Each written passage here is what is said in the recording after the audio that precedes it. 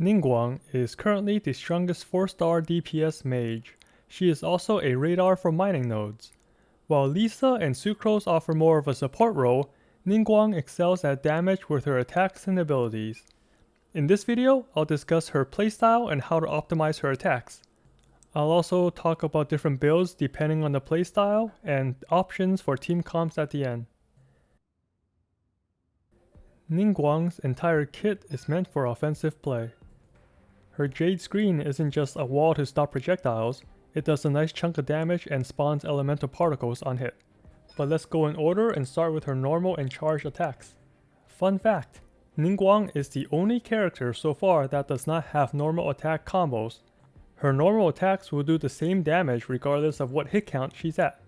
This means you can stop attacking at any point without losing bonus damage from scaling.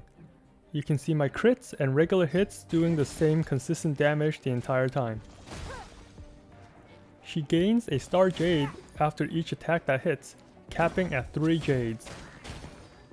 When she uses a charged attack, she shoots all the saved up Star Jades along with the main projectile.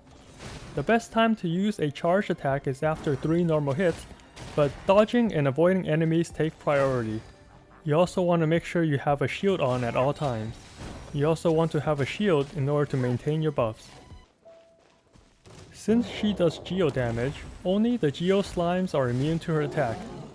Even then, her attacks are super effective at breaking geo shields, and not bad on the Abyss Mage shields either.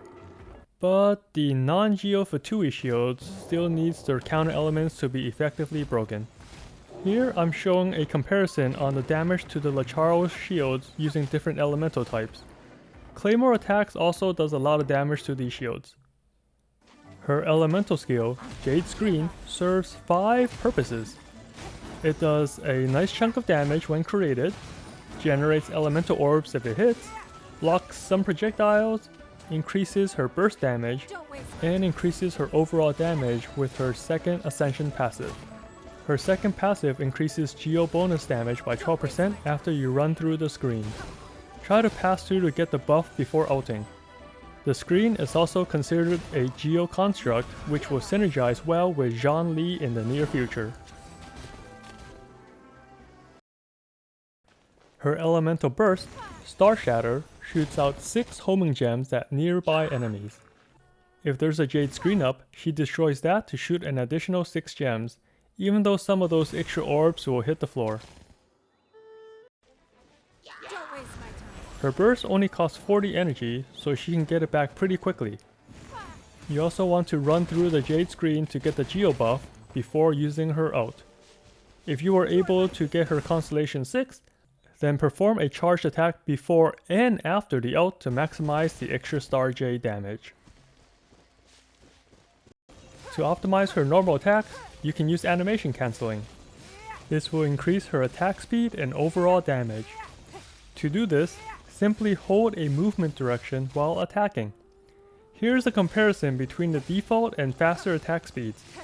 If you see Ningguang move, that means she can start her next attack. You can practice to get the perfect frame timing, or just spam her normal attack. Both methods will be an improvement from her default speed. Ningguang has the potential to be even stronger if MiHoYo adds something to reduce geo resistance.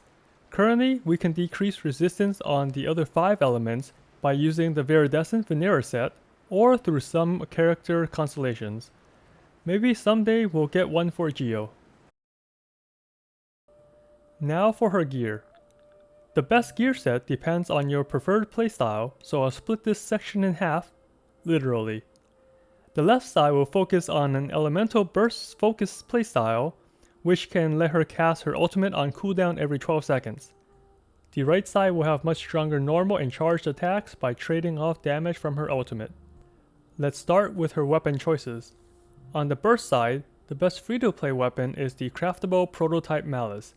The energy regen is the most important part of this build. The Favonius Codex will also provide a lot of energy recharge. On the other side, free-to-play weapons don't shine as well. Out of the available free-to-play choices, Mappa Mare will be better than Prototype Malice, then followed by the 3-star twin Nephrite. If you're lucky in the gacha and got your hands on other weapons, then the best catalyst for both playstyles is the Memory of Dust. This passive alone adds an extra 40% attack without refinement. Below this godlike weapon are the other two 5-star books, Lost Prayer and Skyward Atlas, in that order. For some 4-star weapons, here's where I will place the Solar Pearl and the Witsit. If Prototype Malice provided a better secondary stat, it would definitely outshine the Solar Pearl. Now on to artifacts. The Burst build has a great 4-piece set that synergizes with Ningguang's cooldowns, and that is the Noblesse set. With enough energy recharge, she can maintain the 20% attack boost pretty much the whole time. If you don't have 4 pieces of Noblesse ready with good stats, then you can temporarily use a mix of Petra and Noblesse, or Petra and any of the plus 18% attack sets. For the non-burst build, the best choice is 4 pieces of the Bolide set. This increases her normal and charged attacks by 40% when she has a shield, and her attack causes crystallized pickups to drop all over the place. These shields absorb all damage types, but are more effective at absorbing damage from the same element. The next best set will be a mix of Petra and any plus 18% attack set, similar to the other build. These mixed artifact sets are a good middle ground that works with both playstyles, but not as strong as the specialized 4-piece set for their respective styles. A Ningguang team requires a second Geo unit to get that extra 15% attack from Elemental Resonance, but the other 2 members are quite flexible. Ningguang doesn't need specific elemental reactions to dish out damage, so any support or healer can fit in the last 2 slots. Some strong 4-star choices are Bennett, Fisho, Diona, and Xingqiu, but you can use anyone you enjoy. If you want, you can even go with 2 Pyro units to get even more attack, or 2 Anemo units for shorter cooldowns on your burst. Finally, I'll talk about her talents and constellations. All 3 abilities improve Ningguang's DPS, so you should upgrade all of them. Her normal attack is the most important, followed by the elemental burst. Her constellations are also very helpful if you manage to get copies of her. I recommend getting Constellation 1 if you plan to main Ningguang. This allows her to kill groups of enemy and greatly improve her damage. I do not recommend summoning beyond Constellation 1 unless you are sure it will not hurt you financially.